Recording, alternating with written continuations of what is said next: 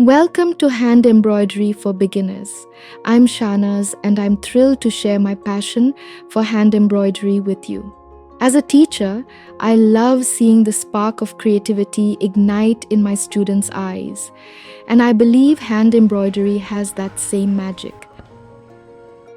I love to combine my passion for embroidery with my love for exploring the outdoors. Embroidery is more than just a hobby. It's a journey of self-expression, a source of relaxation, and a way to tap into your inner creativity. And who knows, maybe you'll even discover a new way to share your passion and earn money doing what you love. In this course, we'll journey together through the basics of hand embroidery. You'll master 20 essential stitches, and then we'll put them to use, creating 10 stunning designs.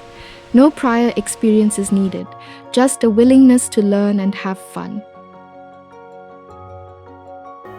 We'll start with the essentials: needles, threads, fabrics, and hoops.